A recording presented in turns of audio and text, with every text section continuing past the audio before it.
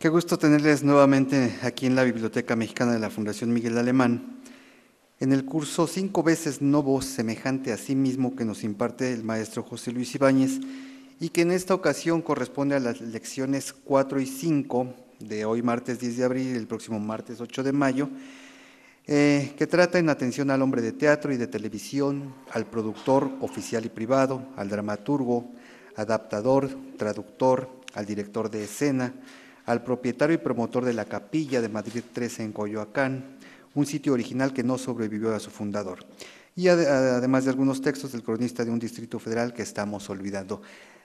Nuevamente bienvenidos y quedamos con el maestro José Luis Ibáñez. Buena tarde. Bueno, con mucho gusto de volverlos a ver. También quiero comentar que ya estamos en la penúltima de nuestras 5 lecciones y que así de rápido se va la vida y se va todo. Pero en lo que vamos a hablar de hoy y lo que vamos a plantear la próxima semana, haré lo que pueda para que resulte compacta la información necesaria, de manera que ustedes terminen el curso teniendo esta visión complementaria de 2 momentos de la cultura mexicana en los cuales Novo tiene tanto que ver. Por una parte, el momento por el que voy a empezar, en donde voy a valerme de 2 grandes comentaristas. Uno, un investigador que quizá esté en los lugares más altos de la investigación literaria de México, hasta el momento en que hace poco llegaba a su casa cuando tuvo un infarto y no sobrevivió. Entonces se llama Emanuel Carballo y siempre ha sido un gran comunicador de todo lo que a él le consta de la literatura mexicana.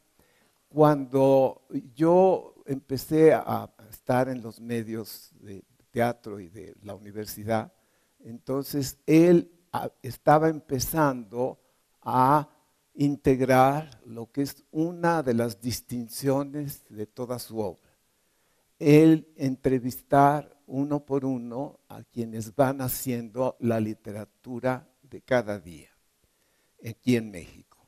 Y por lo tanto, todos los registros que él nos ha dejado desde esa época, él era de mi misma edad, de manera que sé muy bien que en los años 50, cuando nos conocimos y coincidimos dentro de lo que era la Dirección de Difusión Cultural en nuestras actividades, entonces yo fui testigo de cómo Emanuel iba juntando lo que por primera vez recopiló en este volumen que voy a usar hoy y que se llama Protagonistas de la Literatura Mexicana, muy expresivamente. Y por supuesto que entre los protagonistas de la literatura mexicana en el siglo XX está Salvador Novo. Pero no solamente porque sea Novo, sino porque, como lo vamos a ver en la lección de hoy, es precisamente Novo uno de los grandes poetas que en ese momento era joven, que en los años 30 integran este contradictorio, paradójico grupo que pasó a la historia con el nombre de contemporáneos, entre comillas. Es bueno que por ahí empecemos y les diga yo a ustedes que es muy lógico que cualquiera que no sea familiarizado con el qué pasó con este grupo, les llame los contemporáneos sin fijarse si lo escribe con mayúscula o minúscula. Pero la primera diferencia que quiero comentar es esa. Cuando decimos contemporáneos y lo escribimos con minúscula, estamos hablando de que son del mismo día, del mismo tiempo en que está viviendo la persona que está hablando, sea uno mismo u otra persona. De manera que en este momento todos somos contemporáneos con minúscula porque estamos compartiendo el mismo momento de la vida de todos y de este siglo. Pero cuando lo escribimos con mayúscula y en relación con el México de los años 30, ocurre algo muy importante que simboliza esa mayúscula. Contemporáneos, no los contemporáneos, sino contemporáneos, fue el nombre con que se publicó una revista que agrupó los nombres que el testimonio de Manuel Carballo, al entrevistar a Salvador Novo sobre esta cuestión, y los muy importantes comentarios de Carlos Monsiváis muchísimos años después, nos pueden dejar definido esta visión en dos momentos distintos de nuestra época. Uno, en los años 50 y principios de los 60, cuando la primera versión de protagonistas de la literatura mexicana apareció y que es de donde voy a leer algún extracto. Y luego, más recientemente, Carlos Monsiváis, en el libro que presenté desde el principio del curso y en esta edición estupenda de la edición Era, que es la segunda edición corregida y aumentada, ya puesta en color con esta portada, y el retrato hecho en la juventud de Salvador Novo, de la mano de nuestro gran pintor Roberto Montenegro. Siempre podrán ustedes ver esta imagen por varias razones, y las principales porque es la juventud de Salvador Novo, pero además porque la obra de Roberto Montenegro es una de las obras más importantes de la pintura mexicana del siglo XX. Y afortunadamente hizo este retrato, y por eso fue que Carlos Monsiváis quiso que apareciera en la segunda edición de este texto estupendo y admirable que él escribió, y que lleva el muy elocuente y expresivo título y muy sugestivo de lo marginal, o sea, lo que está fuera del margen, y al mismo tiempo lo que está en el centro.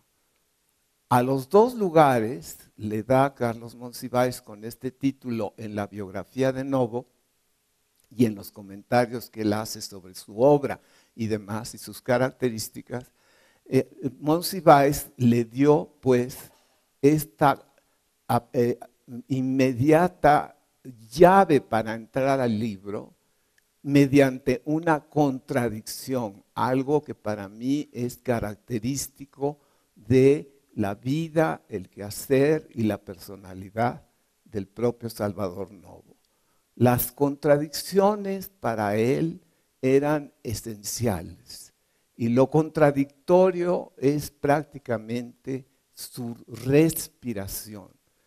Y muy admirablemente, en el momento en que lo contradictorio converge, para Salvador Novo, que no es el único que cree en esta transformación, vive comprobando que dos valores contradictorios, al tener un punto de convergencia y coincidencia, entonces unifican sus contradicciones y aparece de lo que parecía una enemistad, una nueva unidad en la percepción de quienes se acercan a ellos. No aparece una fobia, no aparece un odio, no aparece una voluntad de represión. Aparece esa coyuntura, ese enlace del que quedan testimonios cuando vemos que presidentes, políticos y público que durante muchos años, por muchas razones, no quisieron poner atención a Salvador Novo, aproximadamente en los finales de los años 60, se dieron cuenta de esta característica, así asimilaron la presencia de Salvador Novo, y todavía cuando él murió, poco después de terminados los años 60, al principio de la década del 70 se puso muy mal de su salud, dejó de escribir y tuvo 2 infartos. Ya no sobrevivió después esta debilidad y a principios del año de 1974 lo perdimos y lo enterramos. Pero lo que quedó fue su obra. Y más adelante, en las siguientes décadas, entonces esperó justamente ya al siglo XXI, Carlos Monsiváis, para articular este libro que no es muy espeso y que es para mí o el mejor de los textos publicados por Monsiváis o uno de los mejores. Y en esa categoría y en ese logro, entonces quiero valerme del 4.º capítulo de este libro estupendo y admirable para leerles a ustedes qué dice Carlos Monsiváis que define al grupo de la revista Contemporáneos. Antes de eso, quiero decirles a ustedes que esa revista no ha dejado de llamar históricamente la atención, cada vez con más intensidad y cada vez con más interés y apasionamiento humano auténtico. Se puede decir que todo lo que fue un motivo de controversia, desdén y hasta represión de este grupo, dejó gradualmente de serlo para convertirse hoy en el grupo clave de la literatura mexicana del siglo XX y una guía de lo que va sucediendo en el siglo XXI, y espero que a través de la imagen de Salvador Novo y de sus propios comentarios, entonces puedan ustedes tener una primera impresión de lo que fue. Es una revista que, como todas las revistas de literatura, por regla general, duran muy poco. Las revistas de literatura no pueden coincidir con revistas de modas o revistas de arte muy glamorosas. Las revistas de arte son en general muy caras para la gente, pero está dispuesto a gastarlas porque realmente la información de ellas y el material que nos traen son para cualquier gran interesado en el arte una fuente esencial, inevitable de consulta. Pero en cambio, las revistas de literatura tienen causan una especie de nerviosismo que frena a los compradores y los hace no ceder a la curiosidad. Hoy, entre las cosas que han favorecido lo contrario, o sea, porque hoy tenemos un aumento notable de lectores de revistas literarias, no solamente de nuestros días, sino del pasado. Y gracias a que el gran crítico y gran investigador José Luis Martínez, desde el Fondo de Cultura y con toda su autoridad y sabiduría, fue dando a conocer y dejando al alcance de cualquier lector, no solamente de los eruditos investigadores de la universidad o de nuestra propia literatura, unos facsímiles, o sea, unas copias exactas en color, en papel, en tipo de imprenta, etcétera, que coleccionan, reproduciéndolas, todas las revistas características de la literatura mexicana a partir de la Revolución en 1910 en el siglo XX mexicano.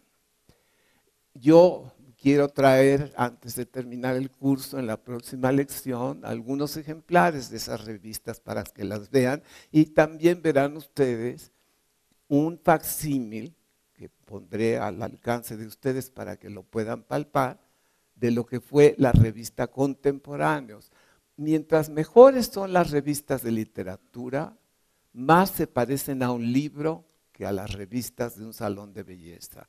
Desde luego no se parecen nada, ¿sí? Y desde luego no las van a encontrar en un salón de belleza porque no son un pasatiempo, son una necesidad, ¿sí? Y son una necesidad no solamente para el momento en que aparecen y para referirse al momento al que se refiere, sino para toda la posteridad como referentes de aquello que de otra manera nuestra propia literatura se estaría estudiando falsamente como durante tanto tiempo se estudió. De manera que con el tiempo, en la segunda mitad del siglo XX y en lo que va de este siglo XXI, los estudiantes y estudiosos de literatura en México tienen este invaluable material que nos dejó José Luis Martínez a todos los que nos interesa examinar en los momentos en que estaban haciendo la gran obra y los grandes poemas que se estaban escribiendo en un México que al empezar la década de los años 30 y de una manera muy individualista y peculiar, justifica el que empiecen alusiones imaginativas a este grupo, como por ejemplo el grupo sin grupo, o el más descriptivo de todos, archipiélago de soledades. O sea, un conjunto de islas, todas unidas por el mismo mar, y que sin embargo no tienen ninguna voluntad de enlazar al uno con el otro, sino de mantener su soledad. Y es esa una característica muy propia de la revista Contemporáneos, a diferencia de todas las demás distinguidas revistas de la historia de la literatura en México desde los tiempos de Gutiérrez Nájera en el tránsito del 19 al 20, que también es muy interesante de estudiar. Entonces escuchemos un poco de lo que dice Monsiváis, otro poco de lo que dice Carballo, y oiremos a Novo hablando de sus propios compañeros en la revista Contemporáneos, y por la fecha en que esto sucedió, que era principios de los años 30, cuando yo iba a nacer, podrán darse cuenta ustedes que si Novo había nacido en 1904, él está teniendo 20 y tantos años apenas cuando aparecen sus poemas en la revista Contemporáneos y algunos textos. Entonces Monsiváis dice así y reproduce una de las frases que por boca de los mismos componentes de este grupo habla del espíritu de no grupo que tiene este grupo. Reunimos nuestras soledades. Esa soledad es característica de cada uno de los que integran ese grupo. De ahí que sean un archipiélago de soledades. Bueno, y dice así Monsiváis, siempre con su manera tan incisiva y precisa de establecer un momento de la vida en México, ya muerto Novo, que era el encargado de dejar memoria de todo lo que los demás no cronificaban. Más que un grupo o generación, y bastante más que un paisaje de época, los contemporáneos, con mayúscula, son en México una actitud ante el arte y la cultura, ante la sociedad y ante el Estado, normado por el rigor, la crítica, la creación en contrapunto, normada por el rigor, la crítica, la creación en contrapunto, quiere decir en contraste, que es una de las garantías de que están estructurados y fundamentados en la contradicción, no en la armonía. Y por lo tanto, lo que parece que va a empezar como una discordia, finalmente es una integridad mucho más fuerte, duradera, perdurable, que lo que empezó por ser armónica, ¿sí? Y entonces es así esta realidad de estos que son, sobre todo, poetas. Y ahorita lo va a establecer Carlos Monsiváis. Y va a decir así: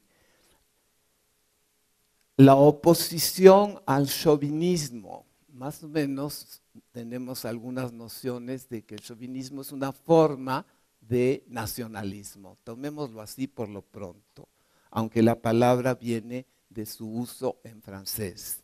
Y nosotros la adoptamos así por sangrones, pero no porque la necesitáramos. Teníamos cómo decirlo y yo prefiero decir chauvinista. Bueno, pues está en todo su derecho, pero no deja usted de ser un poco cursi. Bueno, y entonces dice así, entonces el rigor, la crítica, la creación en contrapunto de, entre comillas, la realidad nacional, la oposición al chauvinismo.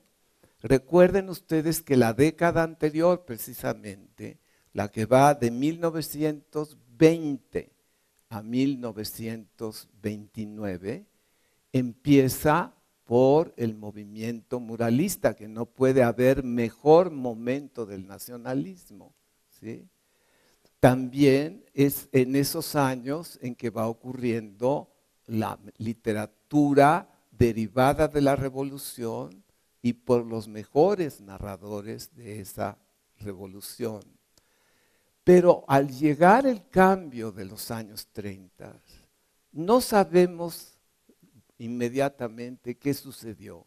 Pero al prestarle atención a la revista Contemporáneo y a las publicaciones que hubo en esa revista, nos damos cuenta que hay algo que fácilmente podemos reconocer desde nuestro balcón de hoy.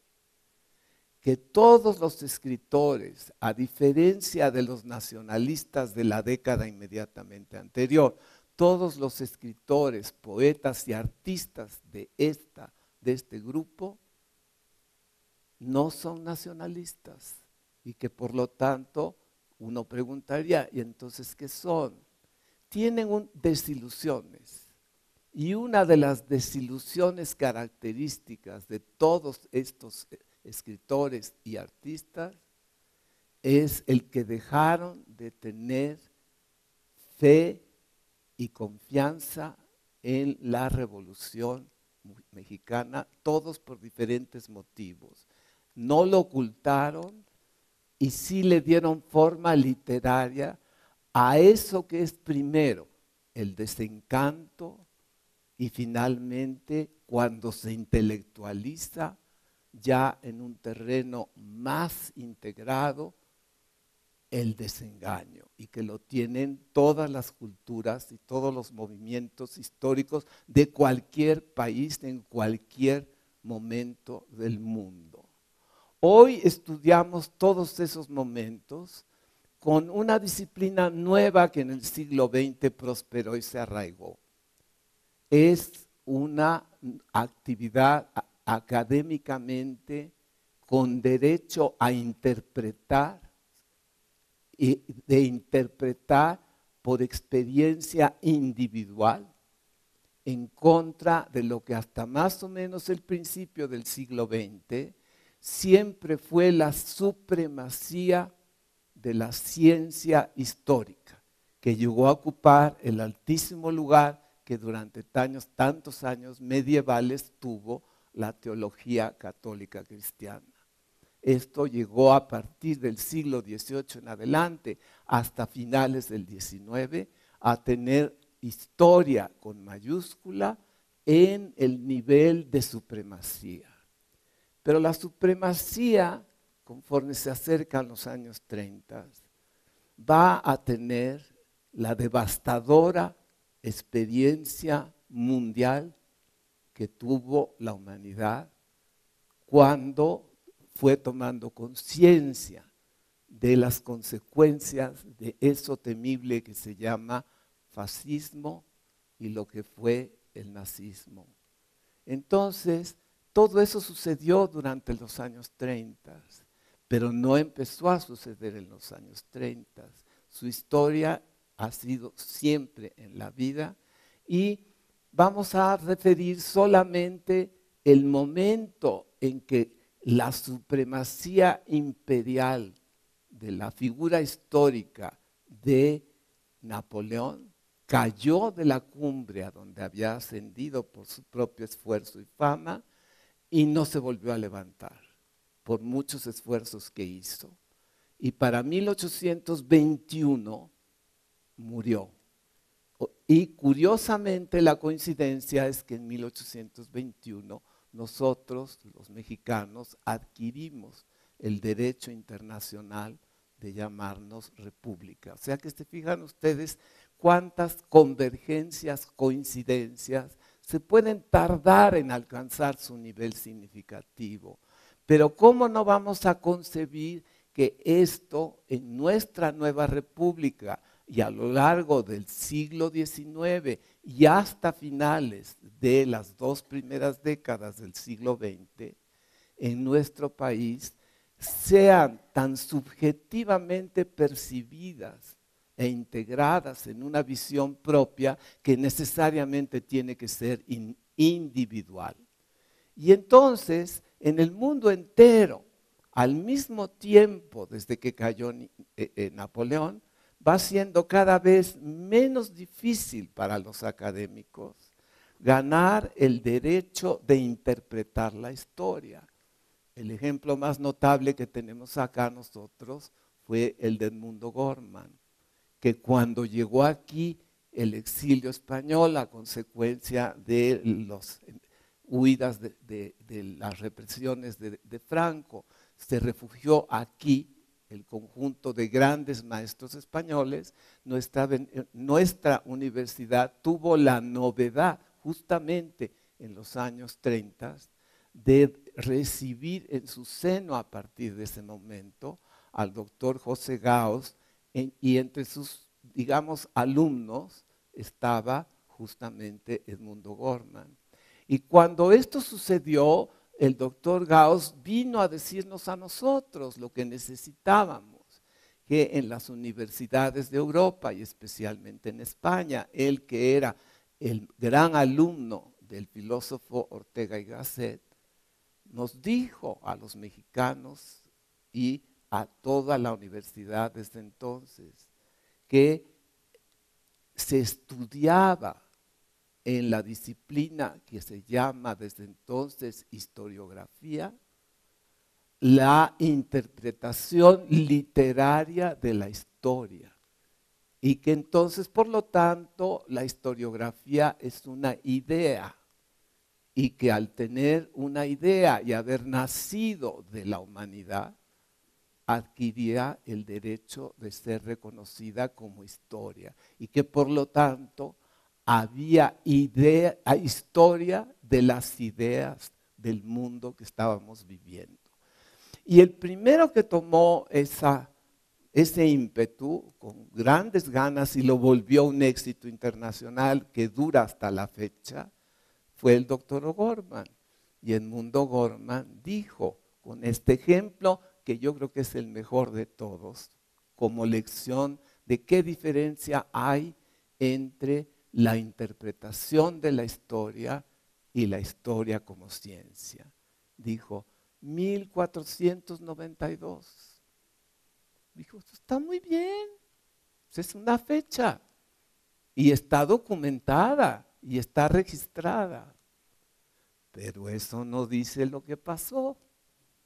Y ergo, decimos nosotros, al interpretar esto, entonces ahora sé que precisamente si quiero saber lo que pasó, lo primero que nada lo imagino, no lo sé. Y nunca lo voy a poder documentar. Entonces, cuando la historiografía, que quiere decir historia escrita, mientras que la historia con mayúscula puede no ser escrita y sin embargo ser historia.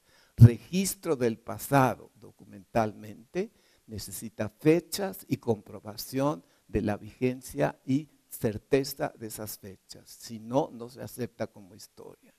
Pero perdió el lugar de supremacía que había ganado hasta que empezó a ganar su propio terreno, la interpretación de la historia. Y entonces fue cuando Edmundo Gorman, valiéndose de esto, al interpretar el acontecimiento histórico del viaje de Colón, para saber lo que pasó, le tituló a su famosísimo, estupendo y revelador trabajo, La invención de América, queriendo decir, América no era un continente, América no era una civilización, América era el nombre de un señor que además no necesariamente vino para acá. ¿Por qué le pusieron América? Aceptémoslo.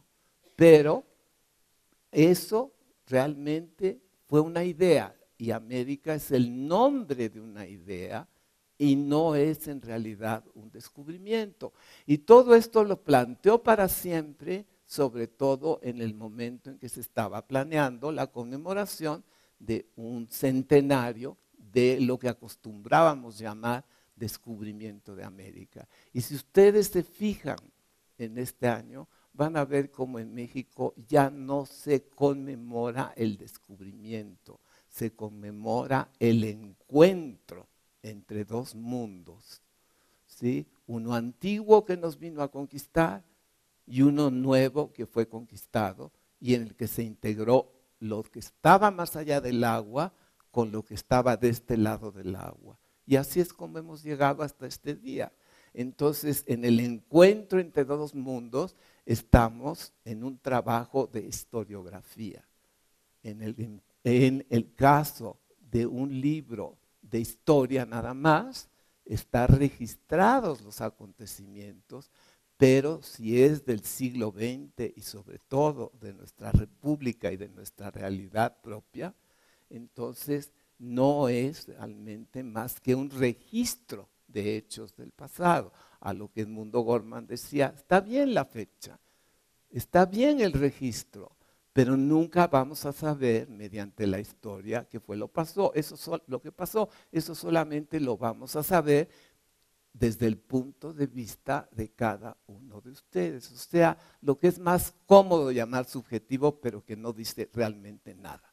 Lo que quiere decir es el punto de vista individual. Bueno, este es el derecho que ganaron por sus propios temperamentos aquellos que publicaron en la revista Contemporáneos. Entonces escuchen por eso cómo Carlos Monsiváis dice que más que un grupo o una generación y bastante más que un paisaje de época, contemporáneos son en México una actitud ante el arte y la cultura, ante la sociedad y el Estado, normada por el rigor, condición muy necesaria, la crítica, que se tiene precisamente cuando se gana la legitimidad del punto de vista individual, del mío en convivencia con el tuyo, no porque estén de acuerdo, sino justamente porque pueden no estarlo. Esa es la vitalidad de esta opción que se abre para siempre a partir de esta proposición académica y que en México se enseña a partir del momento en que llegaron los maestros del exilio. El doctor Gauss se murió cuando estaba terminando de organizar el último curso que dio, que se llama precisamente Historia de nuestra idea del mundo, historia de la idea de nuestro mundo. ¿Sí? Así se llama ese libro formidable, pero los alumnos de Gauss en ese curso, que son ahora las grandes eminencias que dirigen el Colegio de México, con gran empeño y gran eficacia, tenían los apuntes y aparatos para hacerlo armaron una transcripción de todo lo que dijo Gauss, y el Fondo de Cultura, en combinación con con el Colegio de México, pusieron en circulación lo que está integrado a las obras completas del doctor Gauss que publica la universidad, y que está esta obra a disposición de quien sepa entrar a su pantalla por internet. O sea, libremente pueden ustedes consultar ese libro, que no lo van a encontrar en las librerías el día que tengan la curiosidad. Y van a ver qué notable libro es ese y cuánto puede ayudar a quien realmente lo tome por aquello que ofrece. Bueno, ahí está y ahí seguirá. Y por lo pronto quiero hacer notar eso, pero continuar con las palabras de Monsiváis. Dice, y la voluntad de poner al día una literatura, la integración simultánea al orden, en cuanto a que el orden establecido de ese momento implica el famoso lema del cual nos burlamos, pero porque lo necesitábamos para poder vivir cada día.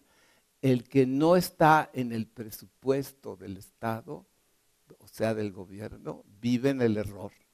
Esa era la marca característica de esos años. Y es que los escritores no tenían lo que tienen hoy. Premios, ustedes dense cuenta, un hombre que merezca el premio Nobel este año gana millones de dólares, ¿sí? Y ya no tiene que preocuparse por ganar un centavo el resto de su vida. Le alcanza para morir, ¿sí? Y no se va a gastar, ¿perdón? Sí, bueno, entonces tenemos esa nueva posibilidad en la cultura y en la vida. Pero si eso es el premio Nobel y en la Academia Sueca, preguntamos qué es en México, lo que quiere decir ahora la Secretaría de Cultura de nuestro país, ¿sí?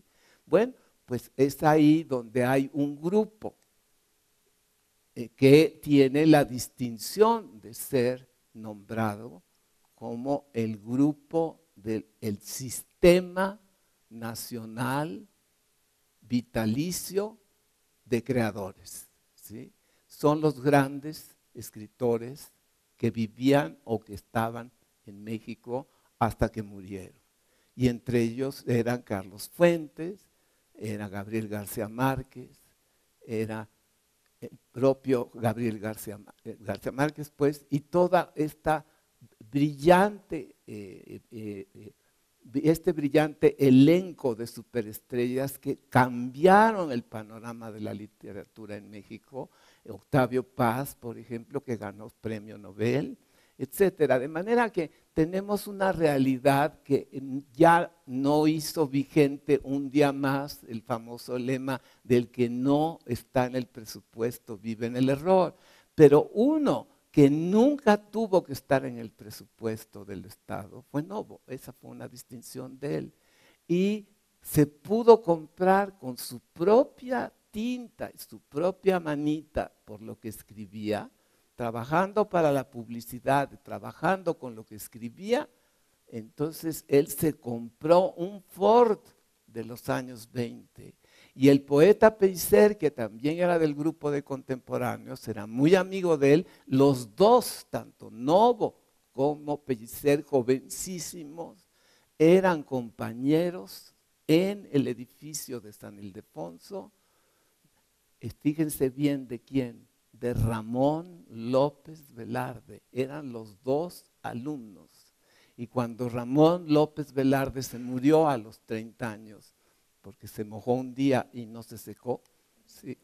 Y entonces le dio pues esa neumonía que lo mató, ¿sí? Entonces quedó esa memoria de que esos dos alumnos, figúrense qué alumnos tenían y qué maestro los había enseñado. Entonces Pellicer escribió en honor de Novo un poema que se llama Oda a Salvador Novo. Es una delicia esa, porque va recorriendo a Novo alguien que va a pie, como se usaba en ese tiempo, o en un autobús, en un camión, como decíamos, todos viajábamos en camión, entonces veía que pasaba Novo en su Forcito, manejando él, y decía, adiós, maravilloso, admirable, poeta, chofer. ¿Sí? Y todo eso va siendo su canto, su oda al poeta Salvador Novo. El día que puedan leerlo, nada más aprieten en su Google, ¿sí? Oda a Salvador Novo, y les sale ahí completita, no tienen que ir a la librería para buscarla. Bueno, ¿perdón? Y así todas estas cosas son realmente una delicia, el poder atender nuestra realidad en los fragmentos y los puntos de vista peculiares, aislados, que cada uno de ellos nos da de la vida de ese momento de México. Y claro, yo les voy a contar un chisme, pero que es un chisme público del cual la semana entrante vamos a dar uno de los recuentos directos de Novo, cuando le contó a Monsiváis la versión de ese momento, de por qué un día Rodolfo Usigli y él terminaron a golpes en las escaleras del Palacio de Bellas Artes, porque Novo se había atrevido a decir que la obra del gesticulador, que estaba siendo aclamada como un mural del nacionalismo mexicano, a Novo le pareció un palillo. El señor famoso cómico que teníamos, que era, todas las noches lo sacaba del teatro la policía porque lo llevaba detenido por sus agresiones al régimen establecido, todos los días, ¿sí? Entonces era famoso por eso, ¿sí? Y entonces él hacía obras cortas que improvisaba todos los días y que por eso se llamaban sketches. Y entonces en la respuesta que él dio, la información es que se habían peleado, que era cierto que se habían peleado a golpes él y Novo y Usigli en las escaleras del Palacio de Bellas Artes, porque Novo se había atrevido a declarar en los periódicos su opinión de que el gesticulador era un palillo a la crema. Sí, bueno, sí. Entonces ya se imaginarán cómo le cayó, pero además el chisme que yo les quiero contar es que justamente Novo siempre tuvo coche, siempre tuvo casa, siempre vivió de su pluma. Usigli tuvo una pluma brillante, es sin duda un dramaturgo importante en la historia del teatro en México, nadie se lo quita, es un buen ensayista, era un poeta originalmente de joven, pero nunca tuvo ni coche propio, ni casa propia, ni nada de lo que tenía Novo. Entonces se vivió toda la vida envidiando a Novo. Y cada vez que Novo sentía la envidia de Usigli, tenía deleites individuales internos muy suyos, ¿sí? Y luego los convertía en algún comentario bastante filudo, de los cuales vamos a hablar. La anécdota de cómo le pegó a Usigli, cómo Usigli le pegó a él, eso lo reservo para la próxima última lección. Contado por el mismo Novo a la pregunta de Monsiváis, ¿sí? Y a cómo va a relatar Novo que había posibilidad de que prohibiera el gobierno militar las representaciones del gesticulador. Y todo eso era cuando ya Salvador Novo había tomado posesión de lo que le dio el licenciado Miguel Alemán a Novo en lo que fue la fundación del Instituto Nacional de Bellas Artes, con las oficinas en el Palacio de Bellas Artes. De esto vamos a hablar en detalle la próxima vez. Ahora continúo con el recuento y la definición de contemporáneos. Y la marginalidad, o sea, la incomprensión social, los lectores que tardarán en acudir. Según el criterio que ve en la poesía, el clímax de la literatura, no solo la publicación en la revista, que se llama Contemporáneos, también las especialidades determinan las jerarquías. Y por eso uno puede decir, dice Monsiváis con todo derecho, que son más contemporáneos con mayúscula. Escuchen los nombres: Carlos Pellicer, Bernardo Ortiz de Montellano, Enrique González Rojo, Jaime Torres Bodet, Salvador Novo, Javier Villaurrutia, José Gorostiza, Jorge Cuesta, Gilberto Owen. Y entonces se detiene Monsiváis para hacernos ver, tomen en cuenta que todos estos nombres que acabo de decir coinciden en que son poetas. Hay otros que no son poetas, pero ahí es donde me atrevo a llamarles menos contemporáneos que los más contemporáneos, que todos son poetas. Y entre los menos contemporáneos, pero de todas maneras, incluido en el grupo de la revista Contemporáneos, está Rufino Tamayo, ¿sí? Entre otros nombres distinguidos, pero ya no como poeta, ¿sí? Y ahora voy a valerme del testimonio que nos dejó Emanuel Carballo, porque él está en conversación con el Novo de los años 50, Emanuel.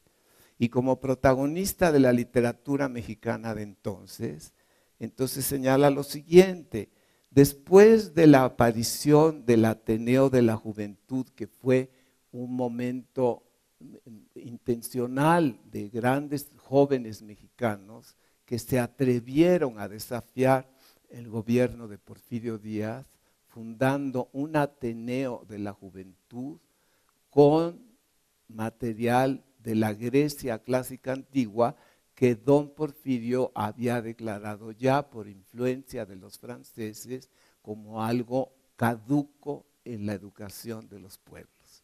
Y entonces lo desafiaron Vasconcelos, Alfonso Reyes, etcétera, todos los que estaban jovencísimos, ¿sí? Un grupo enorme, y a él le debemos también ese momento de haber promovido otra revolución, y por eso esa revolución se reconoce con el nombre de ese grupo, es el grupo del Ateneo, pero cosa insólita, un Ateneo de la Juventud. ¿Se fijan en la ironía? Los Ateneos siempre eran tomados como imagen de los viejos, de los solemnes, y en nosotros fueron los más jóvenes, tenían 20 años, y se atrevieron pues a plantear la cultura de México en las narices del tirano, en el momento en que por otra parte pronto el tirano iba a agarrar su barco y a oír las golondrinas para llegar al otro lado del agua. Bueno, entonces todo eso que lo sabemos muy bien, ahora compárenlo con lo que nos está diciendo el propio Emanuel Carballo y la voz misma de Novo. Dice así: Salvador Novo pertenece a la generación de contemporáneos en tanto que es un hombre culto, un escritor responsable, profesional, en tanto que intenta hacer de la poesía, como afirmó Alichu Macero de Javier Villaurrutia, comillas, un renovado instrumento de expresión. Se cierran las comillas.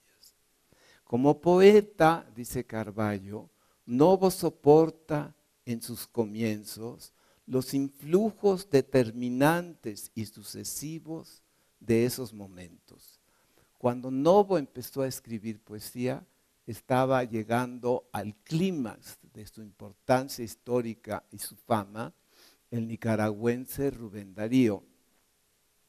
Y por otra parte, en México se arraigaba con todo derecho y fuerza la poesía de ese gran poeta mexicano que se llamó Enrique González Martínez, y que ahora van ustedes a comparar el asunto.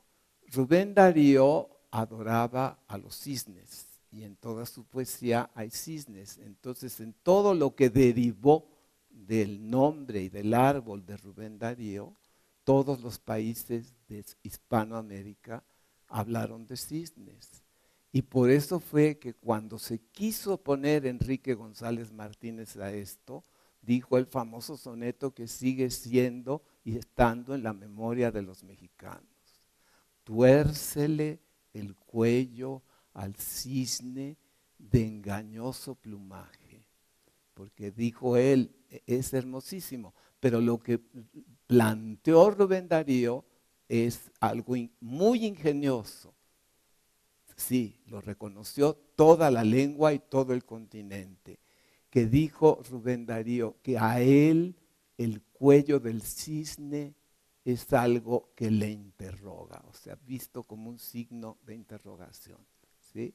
Y eso tuvo el impacto que hasta la fecha hace a Rubén Darío un clásico, pero a la vez le hace decir a Carlos Monsiváis con toda autoridad y con toda visión, sí, nada más que en el momento en que González Martínez y Rubén Darío cierran su propio ciclo, es cuando aparece Novo, jovencísimo, con su coche, Pellicer con el suyo, y aparece este momento que de una vez por todas va a seguir hablándole a las generaciones del siglo XX en lo que queda y el XXI en lo que va, y no va a dejar de estar revelándolo por su diversidad, sus contrastes y su individualidad.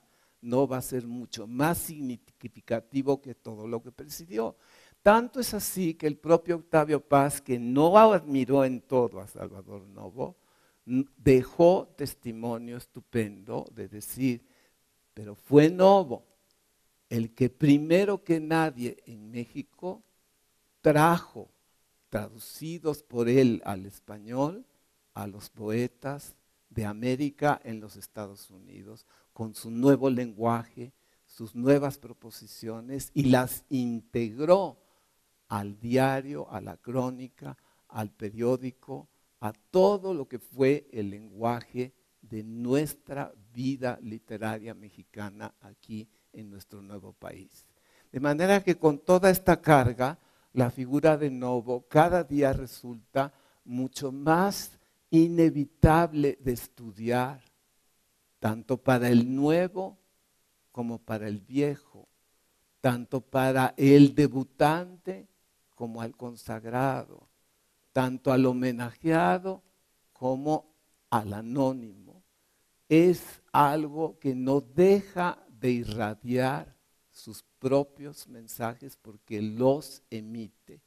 Y con eso, entonces, quiero seguir un poquito el testimonio de Carballo y dar pie a escuchar la parte de la entrevista que le hace decir a Novo esto que es tan clave de su personalidad y del momento que está viviendo. Dice así, que Jaime Torres Bodet, del que todos hemos tenido alguna noción de quién era, Jaime Torres Bodet, dice Novo, es un amigo mío que yo conocí yo siendo muy joven en la Secretaría de Educación. Y Jaime García Bodet, dijo él, Jaime Torres Bodet, no García, Jaime Torres Bodet, perdón se me atropella. Jaime Torres Bodet dijo, él tiene biografía, yo tengo vida, comparándose, ¿no? Dijo. Y esto también viene a cuento con esta diferencia entre historia e historiografía. O sea, la vida escrita es biografía, a la grafía. Todo lo que está grafía está escrito. Entonces, de grafos, ¿sí? Entonces, la biografía es grafía de vida, pero Novo dice, la mía es vida. Y entonces eso es lo que Jaime no tiene desde mi punto de vista, ¿sí? Y esa es una gran diferencia, siendo los dos colaboradores y contemporáneos con minúscula en contemporáneos. Todo esto lo pueden encontrar aquí con los testimonios del propio Carballo, que por eso lo seleccionó a él entre los protagonistas de la literatura mexicana de ese tiempo, que están coleccionados en esta obra estupenda, que está reeditada recientemente, poco antes de morir Carballo, y que está al alcance de ustedes cuando la quieran ver, enriquecida además por otras entrevistas de quienes sobrevivieron al primer momento de la primera edición. Bueno, entonces con eso, ahora simplemente saben ustedes a dónde acudir, y ahí fue donde, por ejemplo, también en esas conversaciones con sus entrevistas de Novo, se hizo famoso el que cuando le preguntaron su opinión sobre otro de los contemporáneos que se llamaba Jorge Cuesta, entonces dijo, es un muchacho con un equilibrio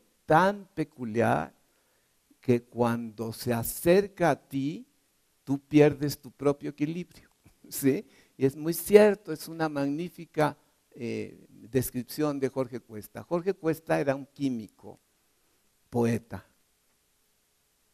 y él era el químico de la fábrica de ron Potrero en Córdoba. Y cuando se lo trajo esa fábrica a la Ciudad de México, le instaló una oficina en la calle de 16 de septiembre. Y en la oficina de Jorge Cuesta ahí se reunían varios de los contemporáneos y de los nuevos poetas que estaban acercándose como un imán a quienes los precedían. Y entre ellos estaba Octavio Paz. Octavio Paz había conocido a Jorge Cuesta a las puertas de la preparatoria durante uno de los tumultos por la autonomía universitaria, y en un momento en que pudo hacerlo Jorge Cuesta, le dijo espontáneamente a Octavio Paz, véngase a comer conmigo, lo invito a comer aquí al restaurante La Borda, que está en un pasaje en la calle de Bolívar. Y allí se acostumbraron reunirse, y una vez que ya tuvo confianza con Jorge Cuesta, lo fue a visitar a su oficina y comprobó lo que describió Octavio Paz en sus propias páginas sobre el México que le tocó vivir. Entonces dijo él que Jorge Cuesta entonces era este ser formidable que a él le permitía decir que en toda su experiencia nunca conoció un hombre más inteligente que Jorge Cuesta. Parece ser que efectivamente era un hombre de experiencia extraordinaria. Jorge Cuesta se casó en segundas nupcias por parte de ella con Guadalupe Marín, que era la primera esposa legítima de... Hubo un tiempo en que Guadalupe se llevó a Guadalupe Rivera, su hija, a vivir con ellos allá a la hacienda de Ron Potrero. Pero de todas maneras, el estar viviendo con Jorge Cuesta, uno se puede imaginar que no era tranquilizador, y lo podemos saber nada más por el episodio de su muerte. Un día su amigo Alichu Macero le fue a tocar a la puerta en su departamento de Álvaro Obregón. Y él era un hombre, de hecho, muy inquietante porque sus conocimientos de química le permitían hacer experimentos rarísimos con vegetales. Él se fabricaba sus perfumes, él hacía muchas cosas muy raras. Y yo siempre he tenido la impresión, nadie lo podría comprobar, yo simplemente un día se me ocurrió, que ese personaje de la obra, la única obra de teatro de Octavio Paz que se llama La hija de Rappaccini, el doctor Rappaccini, tiene como fuente de inspiración a la figura del poeta y químico Jorge Cuesta, que está haciendo experimentos para que las flores se comuniquen los secretos entre la vida y la muerte de una manera científica. Entonces todo esto es así de perturbador, así de raro. Pero encima de eso, cuando Alichu Macero iba a visitarlo un día allí en la calle de Álvaro Obregón, acabó por descubrir que en la tina del baño de Jorge Cuesta se había querido suicidar y se había mutilado los testículos por su propia mano. Se estaba desangrando y sus testículos estaban tapando el desagüe de la tina. Se lo llevaron de emergencia al hospital y sobrevivió. lo internaron en un lugar aquí en Tlalpan, pero finalmente, como pasa con los suicidas, se suicidan. Y él acabó suicidándose y fue inútil rehabilitarlo, etcétera, y ya no salió del hospital vivo. Y ahí se acabó Jorge Cuesta. Pero dejó obra poética muy discutida. Octavio Paz considera que no era necesario incluirlo en las antologías que quedaron a su cargo. Y una de esas antologías se llamó Laurel. Laurel es el símbolo de los poetas. Ustedes saben que los poetas tienen siempre una corona de laurel para coronarlos. Y es que el laurel por sí mismo, en la mitología, es una planta que no se seca nunca, que mereció el honor de ser una de las evergreen, como les dicen en Estados Unidos, pero además ustedes saben que tiene esa virtud modificadora de que a la pasta le ponen una hoja y cambia todo. No le ponen la hoja de laurel o le ponen de más y es otra experiencia, ¿sí? Bueno, entonces en ese sentido, pues, laurel siempre fue, por otra parte, para el poeta Lope de Vega, el motivo de poemas que escribió. Uno de ellos inolvidable, que es el que le dio nombre a esta colección de poemas que es antológica, dice así: presa en laurel la planta fugitiva, con todos los equívocos que tiene la virtud de estar en el poeta Lope de Vega, motivando todas las lecturas poéticas que ustedes alcancen a percibir. O sea, la planta en español es la planta del pie que va huyendo de la ninfa que no quiere que la capture el sol, ¿sí? Y cree que puede evitarlo y finalmente lo logra transformándose ella en planta de laurel. Y va huyendo, pero cuando dice Lope que está presa en laurel, es que quedó en la planta de laurel presa para siempre. Pero es ella y por eso la planta es evergreen, porque ahí es donde vive inmortal la ninfa Dafne y sigue huyendo perpetuamente, fugitiva, y por eso, repito, presa en laurel, la planta fugitiva. Y de ahí entonces tuvieron la idea de reunir un volumen, como lo lograron, para que todos los escritores de la lengua española en América, de esa manera crítica, opusieran al español de España el derecho de hacer poesía desde este lado del agua y con todos los poetas que se refugiaron de este lado del mundo, huyendo de Franco, los poetas del exilio, y entonces ahí finalmente incluyeron a ellos, además de los sudamericanos, Rubén Darío, etcétera, etcétera, de España García Lorca, que ya acababa de morir. Y entonces, cuando pasaron los años y se volvió a publicar esta antología, el poeta Octavio Paz contó la experiencia de lo que fue la hechura de esa antología y los trabajos que costó y los pleitos que costó.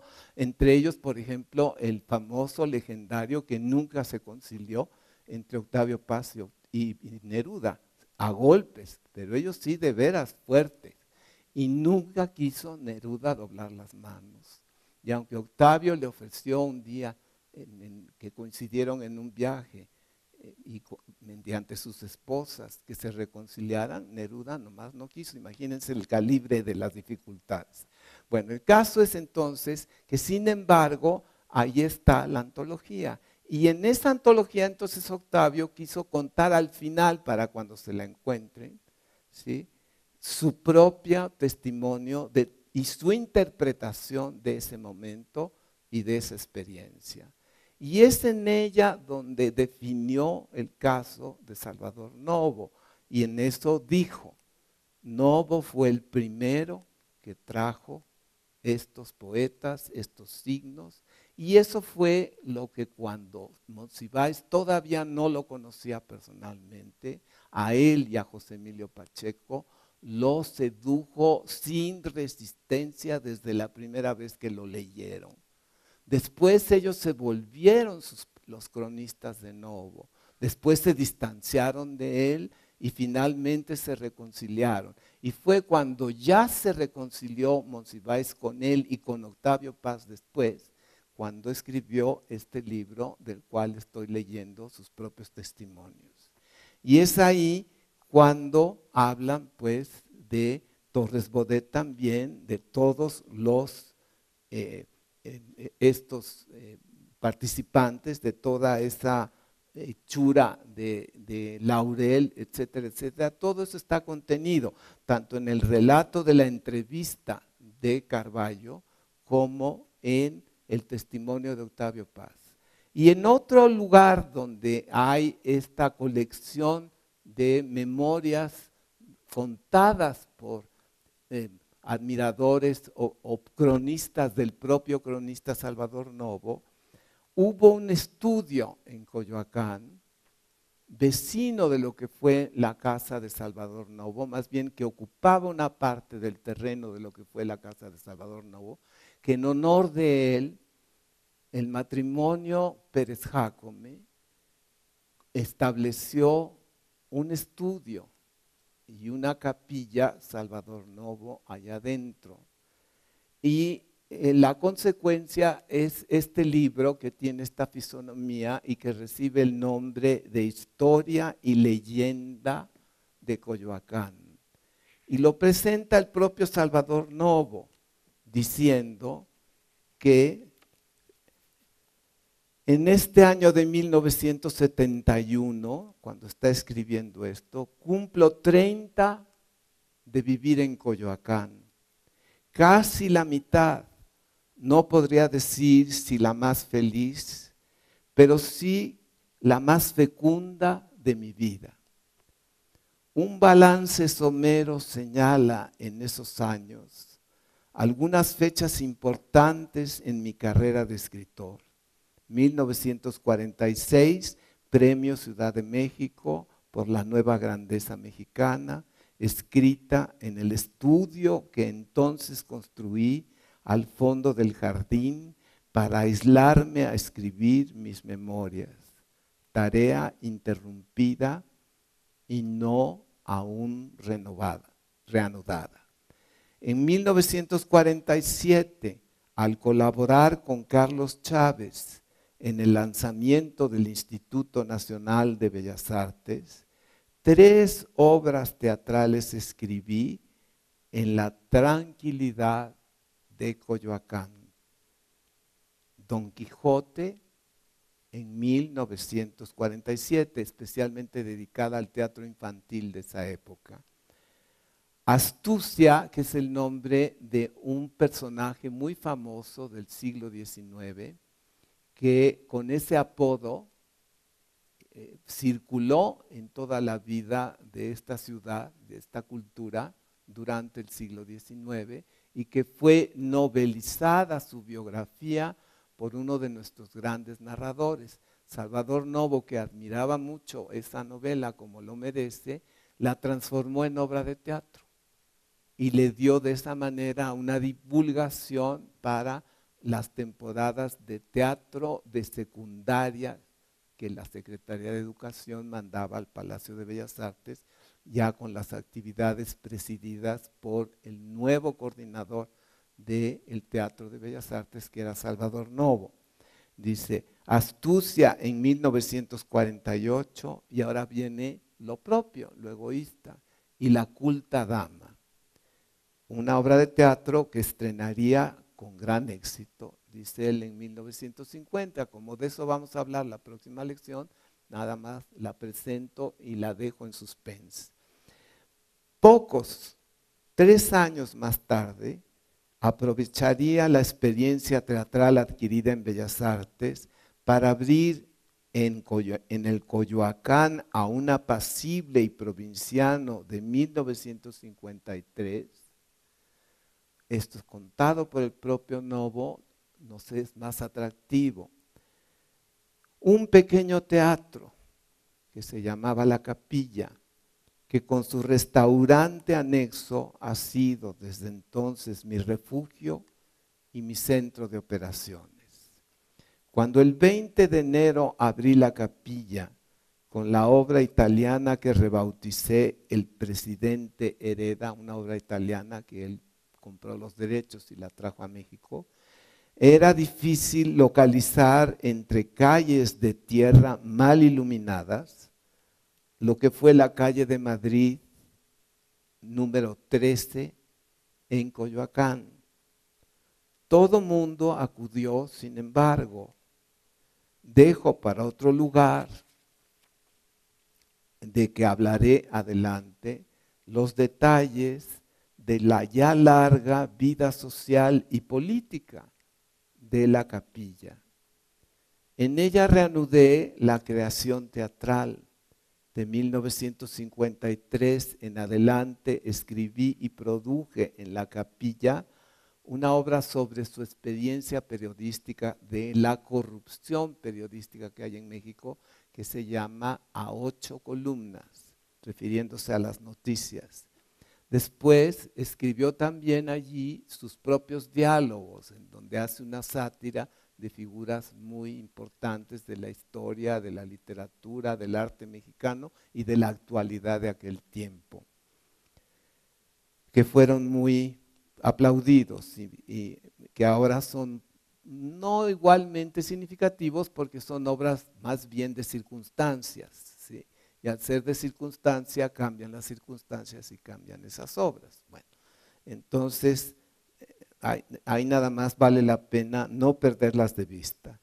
Y los investigadores sí tienen allí fuente de referencias muy, muy útiles. Dice, los diálogos y dice, en ese carácter, perdón, en 1965, 4 años antes, mi entrañable amigo don Artemio de Valle Arizpe, el presidente Díaz Ordaz, me honró con disponer que sucediera a don Artemio como cronista de la ciudad. Se había muerto don Artemio y heredó el puesto Salvador Novo. En ese carácter y recientemente ganada mi pasión por los estudios prehispánicos, a que me indujo la admiración profunda por el padre Ángel María Garibay, mi producción se orientó más a la historia que al teatro. Los libros de estos últimos años, Historia Gastronómica de la Ciudad de México, de donde traje algunos fragmentos memorables que no olvidarán ustedes, que lo son. Y dice entonces que la historia gastronómica de la Ciudad de México, editada por Porrúa en 1967, luego México, imagen de una ciudad, en el Fondo de Cultura, en 1967, la Ciudad de México en 1867 y el México aparecido en Barcelona de Editorial Destino en 1968, más otros trabajos que él mismo considera menores y que no vale la pena incluir aquí. Han sido todos ellos escritos en Coyoacán. Y entonces aquí nos da en el índice los encabezados de los capítulos que componen la historia de Coyoacán. Aquí, escúchenla. Dice, de los orígenes hasta la palabra Acamapixtle, de Huitziliuhtli a Itzcoatl. Después, el fiero Maxtla, luego la guerra Itlacaelel, Tezosomoc y Nezahualcóyotl, Ahuizotl y el agua mágica, llegar los teules, Cortés en Coyohuacán, Cortés reina después de morir. Esta es una referencia de orden teatral, al mismo tiempo que histórico. Hay una obra portuguesa sobre una mujer portuguesa que tuvo lugar en la historia de Portugal porque después de vencer muchas barreras, el rey de Portugal logró anunciar que iba a hacerla su esposa. El día que iba a ser su esposa, le dio un síncope y se murió. Y entonces él dijo, de todas maneras me casé con ella y de todas maneras la voy a coronar como reina. Y desde entonces se hizo la imagen por la cual se distingue. Ella se llamaba Inés de Castro, porque Castro es un apellido portugués. Y entonces con ese nombre y en esa imagen que está muy pintada y en muchas versiones escénicas que lo justifican, está la historia de Inés de Castro con el título de Reinar después de morir. Y con esa figura, entonces Novo incluye aquí esta mención a que Cortés, que no era reina, es sin embargo alguien que después de morir fue cuando realmente tuvo la importancia histórica con la que sigue estando en la memoria de los historiógrafos. Y entonces dice, Cortés reina después de morir, luego llegan los frailes, luego don Antonio de Mendoza y Coyohuacán. Después la dinastía de Iztlixonqui, luego los teules nos abandonan, luego Coyohuacán y el San Lunes, cuestión de fronteras, el agua escatimada, el templo en ruinas, avatares políticos de Coyohuacán. Él fue el que puso de moda la palabra Coyohuacán y la acentuación Tenochtitlan. Y todo esto porque un día se levantó él y dijo, yo viajar ni de chiste. Yo me voy a dedicar a partir de este momento a estudiar a mi país, a mi cultura, al pasado prehispánico. Le habló a León Portilla, que estaba muy joven, juntó un grupo, aprendió a hablar y escribir en náhuatl y a saber todo esto. Y con todo eso, entonces fue escribiendo la historia de su rumbo, en donde pudo, por otra parte, prestar atención a tantos deseos de escritor de él, especialmente en estas áreas. Y finalmente se despide con avatares políticos de Coyohuacán y anuncia un segundo fruto, que para eso hay que leer todo el libro. Pero el libro es pues una historia de esa área de nuestra ciudad que conocemos todos con el nombre de Coyoacán y que lo sigue siendo hasta la fecha. Está editado en varias versiones. Esta, que es la del estudio que había precisamente hecho en memoria de el propio Salvador Novo y que por diferentes razones se tuvo que cerrar con toda su labor magnífica que tenía y con todas las consecuencias de ese cierre y todo lo que cambió de Coyoacán, porque por un lado se cerró esa capilla y al mismo tiempo la propia casa que fue de Novo la arrasó la ciudad, entró un camión demoledor y la desapareció. No está más que la esquina, pero no dejó memoria de nada. Y al desaparecer el estudio de Salvador Novo también. Pero aquí está pues como una memoria lo que desde el principio nos promete y que es una fuente incomparable y eficaz. Él dice por su propio testimonio, ayer cumplí tantos años de vivir en Coyoacán, que son muchas décadas, ¿sí? Bueno, ahora quiero preguntar prudentemente qué horas son. Bueno, tomen 5 minutos y después vamos a cerrar la clase cuando regresen ustedes con mucho gusto. Yo quisiera cerrar la lección de hoy contándoles, anticipándoles lo que fue la historia de la capilla, para que quede tiempo en la próxima lección para poder hacerles una lectura por pasajes que la vaya resumiendo a la acción del espejo encantado que les ha dicho gracia a ustedes y porque sí la merece. Y por otras razones, tanto históricas como circunstanciales del México del siglo XX, que vale la pena incluir junto con la experiencia teatral y escénica de Novo a lo largo de su colaboración en la fundación del Instituto Nacional de Bellas Artes. Pero es algo que ustedes podrían comprobar si llegaran a quererlo en los nuevos volúmenes que mantiene ahora muy bien publicados con índices y todo en la propia editorial cultural de la Secretaría de Cultura.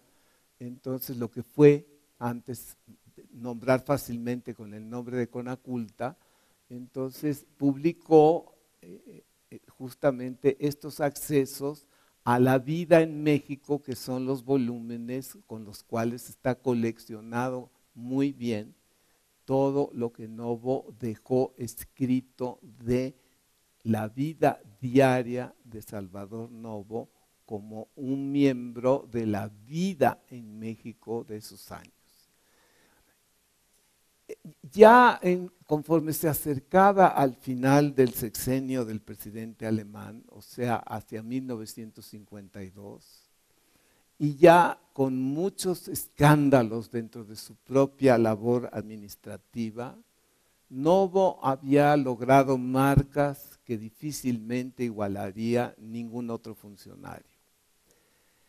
Pero como todos los nombramientos burocráticos, va enfrentándose de pronto con resistencias difíciles de vencer. Y eso, para quien quiera conocerlo en detalle, en sus propios testimonios que figuran en lo que se llama La vida en México en el sexenio del presidente Miguel Alemán, él cuenta cómo sucedió en su vida burocrática del instituto que de pronto el director Carlos Chávez, a quien le debe originalmente el que por encargo del presidente alemán llamara a Salvador Novo para colaborar en el primer año de actividades del Instituto Nacional de Bellas Artes, entonces el propio Carlos Chávez tuviera motivos para distanciarse en los últimos momentos del sexenio en el desempeño de los dos puestos, tanto el de Carlos Chávez como el director de todo el instituto y el de Novo como coordinador y jefe de lo que es el departamento de teatro en el Instituto Nacional de Bellas Artes entre 1946 y 1952, que es lo que duró el sexenio de Miguel Alemán. Él había ido con su manera muy hábil de manejar su propia economía personal, había ido comprando tierra en Coyoacán, lo que le permitió ser un envidiable propietario de su propia casa con jardín, árboles y todo ese bienestar. Pero aparte, en la calle de Madrid, este terreno que tenía dentro de él una capillita que había ido quedando presa en ese terreno. Y entonces cuando él la vio, dijo, ahí voy yo a seguir viviendo y haciendo teatro después de que se acabe mi nombramiento en el sexenio del presidente alemán. Y lo fue remodelando y haciendo poquito a poco. Y poco a poco se le fue ocurriendo, aquí puede estar también mi oficina, aquí puedo tener mi imprenta personal, ahí imprimía los sonetos anuales que nos mandaba a sus cuates, demás, etcétera, y muchas otras cosas que pudo hacer ahí. Y también se fueron con él allí empleadas que fueron originalmente sus ayudantes en el Instituto Nacional de Bellas Artes y que después le ofrecieron espontáneamente seguirlo ayudando en su propia oficina allá en el rumbo de Coyoacán, que entonces estaba conectado no por las vías rápidas que ahora tenemos supuestamente. Bueno, entonces lo que quiero decir es que un día Novo sintió que había este distanciamiento entre su propia situación y la de Carlos Chávez, y eso, al quererlo poner en su lugar, derivó en que encontró motivos para renunciar a su puesto antes de que terminara esa gestión, antes de que terminara su contrato. Carlos Chávez no se lo impidió. Y precisamente Novo tenía el recurso completamente suyo de irse a su lugar de la calle de Madrid 13 para acabar de habilitarlo. Se le ocurrió entonces establecer el restaurante que ganó el prestigio que dejó constancia allí, de tener los meseros que le ayudaron a tener la atención que mereció ese lugar, que se volvió tan exclusivo y maravilloso, pero la intención de ese servicio de restaurante y de ese servicio de bar venía de la conveniencia de que sus producciones de teatro, que lo iban a hacer productor privado dentro de esta Ciudad de México, de ese momento histórico de la ciudad, ahí en el propio Coyoacán, entonces le permitieran a él, con todo desahogo, todas las decisiones referentes a la vida escénica de eso que había toda la justificación para llamarle la capilla, cuando de repente, habiendo empezado con muy buenos aires la actividad de allí, y que para él estaba muy bien calculada la inversión que tenía que hacer para producir como empresario la obra de teatro que estuviera en cartelera, él atender las reservaciones y hacerle propaganda a su restaurante para que el público que iba a hacer el viaje hasta Coyoacán pudiera llegar o antes o quedarse después de la representación a tomar una copa antes o comer cualquier golosina, ver la obra si ya tenía reservado su asiento. Todo eso estaba funcionando muy bien. Cuando de repente llegó un aviso de Uruchurtu, el regente, que le dijo: Salvador, tiene usted que abrir una puerta de escape porque su capilla no tiene más que un escape y es peligroso. Y entonces él dijo: bueno, voy a ver, primero que nada lo voy a presupuestar, pero también hacer una consulta de ingeniería para ver si los muros de la capilla aguantan eso. Fue encontrando razones para no obedecer. Y Uruchurtu fue, por supuesto, como es la leyenda, siempre más estricto, no menos estricto. Y además empezó a decirle que necesitaba establecer un estacionamiento, lo cual también fue en otra proporción el motivo por el cual los Azcárraga decidieron abandonar el Cine Alameda, que fue creación de ellos, porque costaba mucho más el estacionamiento que les exigía la autoridad que el costo de volver a construir el cine. Y entonces los Azcárraga dijeron: no señor, demolemos el cine como finalmente sucedió y no hacemos ningún edificio de estacionamiento. Ya saben que ese problema no es exclusivo de ahí, se volvió un problema de la ciudad y se extendió hasta la pequeñez del área de Salvador Novo. Y Salvador Novo entonces, con mucho dolor, decidió no seguir haciendo obras de teatro en la capilla, pero ofrecer el lugar para actividades de teatro que no pudiera controlar el gobierno de Uruchurtu. Eso sí lo fue haciendo. Y en un momento dado ya hacia 1950 y tantos. Me estoy saltando la historia deliberadamente porque la vamos a contar como fue por los propios testimonios de él en la próxima lección. Pero esta resistencia de la autoridad a lo que pudo haber sido ese lugar, entonces fue alterando tanto el servicio del restaurante, que fue teniendo visitas muy importantes que le ayudaban a mantenerlo, pero que no llenaban el restaurante todo el tiempo.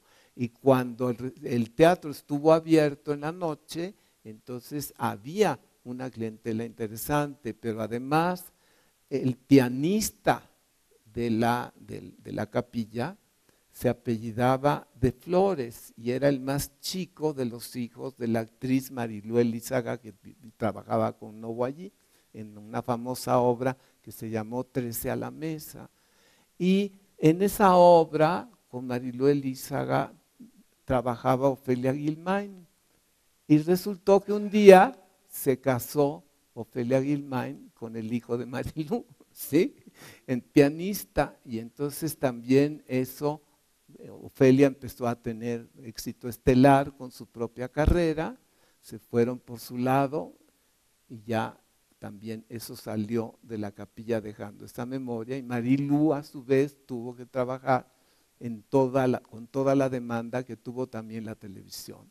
Debo decir también y prometer para la próxima lección, en breve resumen, la importancia que tuvo Salvador Novo en los primeros tiempos de la televisión en México, a través de lo que fue el teatro de los bonos del ahorro nacional en lo que fue el Canal 4 de aquella época, porque ahí fue donde Novo y el actor y empresario Manolo Fábregas fueron estableciendo lo que fue el teatro de los domingos en la televisión de México, y donde se hizo por primera vez merecedora de su categoría estelar Silvia Pinal. En esos programas, los domingos empezó a quedarse la gente en su casa para ver ese teleteatro. Y cuando en el lado de Televicentro, o sea, la empresa de la XCW y de los Azcárraga, se dio cuenta del éxito que tenían allá en el otro canal, hizo dos cosas.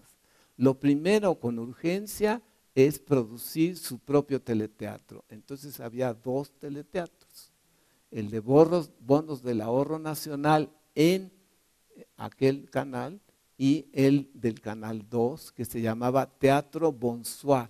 Lo fabricaba, lo patrocinaba un perfume de ese tiempo que se llamaba Mirurgia y que tenía entre sus productos este perfume de Bonsoir. Eran horribles, pero en fin, eran muy populares, o sea, los usaba mucha gente, sobre todo en provincia, y ayudaron a impulsar el teatro en la televisión y le dieron al público esta nueva tradición que Novo también contribuyó a ella junto con Manolo Fábregas, y así le dieron a México muchas cosas que después pronto fueron la integración de su vida escénica en toda la ciudad y en todas sus actividades.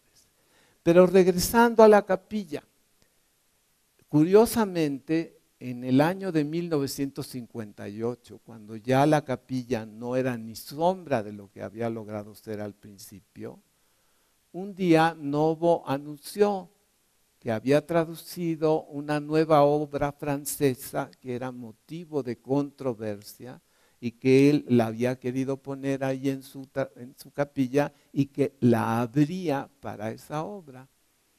La dirigió, la tradujo y la montó con 4 actores muy de su equipo, y la obra se llamaba Esperando a Godot. No la iba a ver nadie. Y cuando alguna vez la fuimos a ver, me incluyo yo entre ellos, éramos 6 personas aproximadamente en la capilla, en el local chiquito, deslumbrados por la obra de la cual era imposible entender nada, pero yo no lo pretendía, porque yo nunca he pretendido entender nada, porque sé que lo que más nos pasa a los seres humanos, que todo lo que vamos entendiendo lo entendemos mal. ¿Sí? Entonces, eso lo comprobamos después de haberlo entendido. Entonces yo muy pronto en mi vida decidí no preocuparme por no entender. Y desde entonces fui encontrando los beneficios de eso. Y capto algunas cosas, pero las que no alcanzo, ahí me apoyo en el gran maestro y filósofo Ramón Shirao, que un día nos dijo, vamos a ver lo que podamos entender muy sabiamente, que es muy distinto, es que quiero entender, no, primero vamos a ver qué podemos entender y después vamos a ver cuánto alcanzamos, ¿sí? Bueno, entonces ya con eso mi conciencia no sufre por no entender. Pero me doy cuenta que no es el caso de los demás, que para todos los demás sí es indispensable entender. Y digo, pero ¿de cuándo acá nos han enterrado entendiendo la realidad que vivimos? Eso es una gran lección para no perderla de vista, ¿sí? Y esto es algo que en la obra Esperando a Godot empezó a caracterizarla ella. Y ahora la ironía consiste en que esa obra que nadie quería ver porque no se entendía ni M a la mexicana, entonces, y que por eso no la iba a ver nadie, ahora es una obra en demanda y que ponen los grandes actores del mundo cada vez que pueden, en todas las lenguas y en todas las circunstancias del mundo conocido del siglo XX y del día XXI, en todos los niveles de estudiantado, etcétera, etcétera, sin que nadie pretenda entenderlo, ¿sí? Y sobre todo con el final irónico de que se llama Esperando a Godot y cuando te quedas hasta el final, entra un angelito y dice, les vengo a avisar que Godot no va a llegar. Y sigue esperándose, ¿sí? Bueno, todo eso pasó en la capilla y entonces resultó que los espectadores que estábamos más fascinados, yo no puedo decir que así enloquecidos, diciendo que nos dábamos cuenta de todo, al contrario, tan perplejos como tiene uno que quedar ahí, pero hipnotizados por aquello.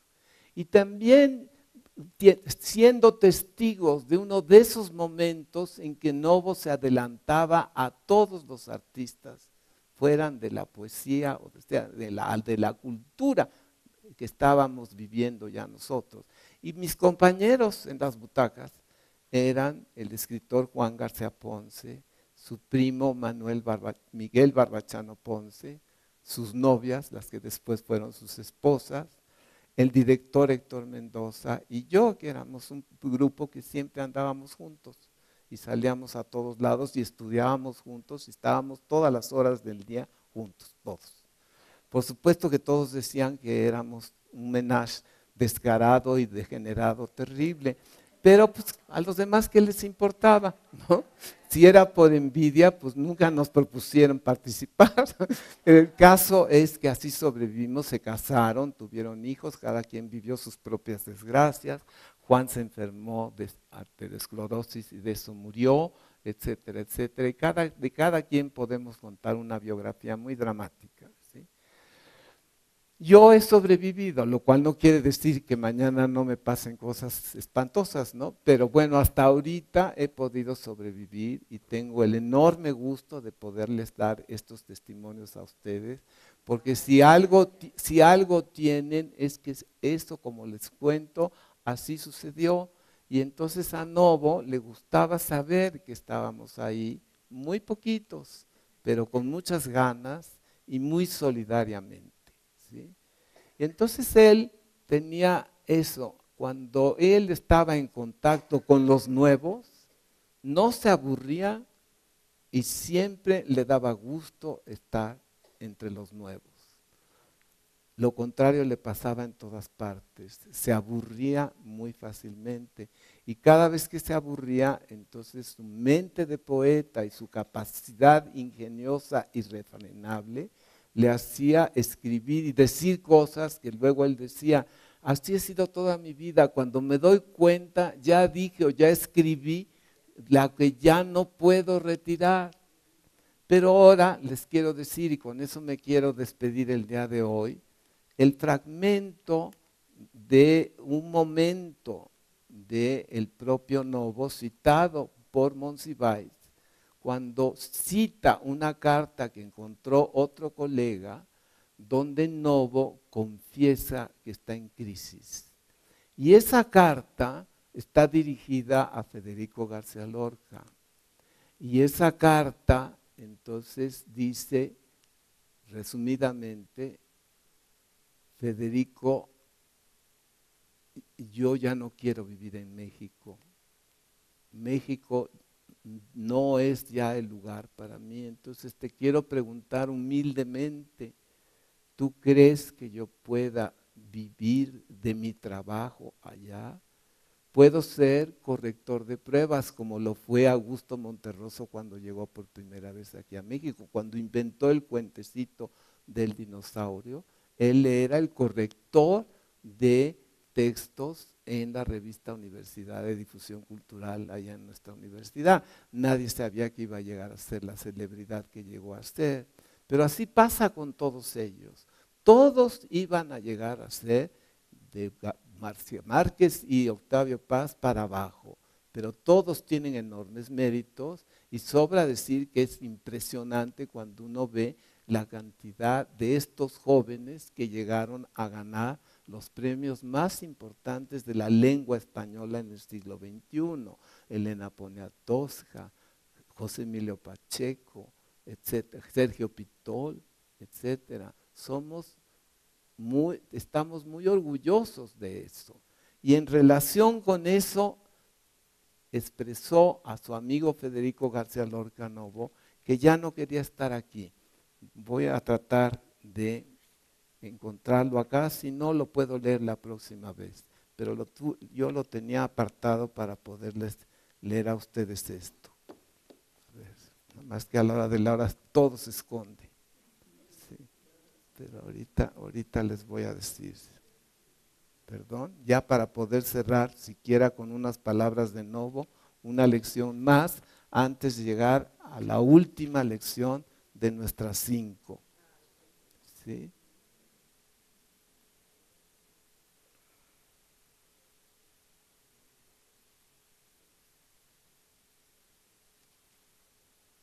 No, pues ya se me escondió, pero vamos a ver si es cierto que está aquí.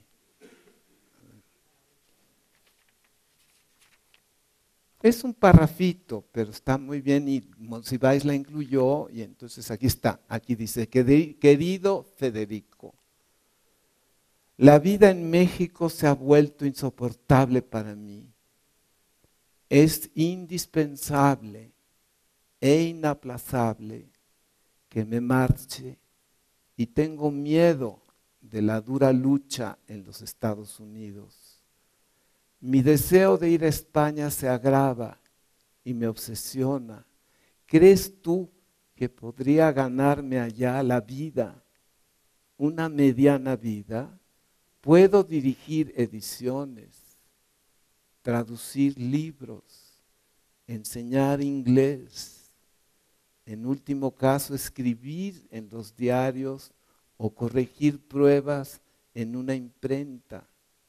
No sé realmente qué puedo hacer, pero alguna aptitud tendré.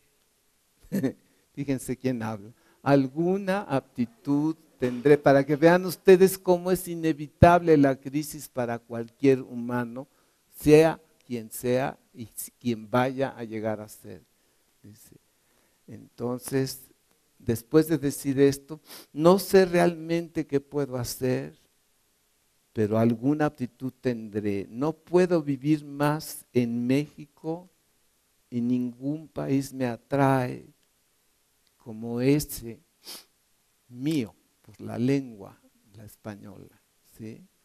Y esto está incluido en unas cartas que coleccionó el investigador y poeta James Ballender con el nombre de Cartas de Novo a García Lorca, que se publicó originalmente en la revista Cuadernos Hispanoamericanos que inventó y mantuvo don Jesús Silva Herzog, como sabemos, y que es un sitio, es jauja para los investigadores, aunque para nosotros ha ido quedando fuera de nuestro alcance. Y entonces esto es lo que quiero que quede al final de esta lección, un momento de crisis de quien estamos, por otra parte, testimoniando todo el tiempo que con toda razón y derecho es uno de los hombres de nuestro pasado literario en el siglo XX que merece el honor de los grandes escritores de nuestra lengua en nuestro siglo en este país. Bueno, muchas gracias y hasta la próxima.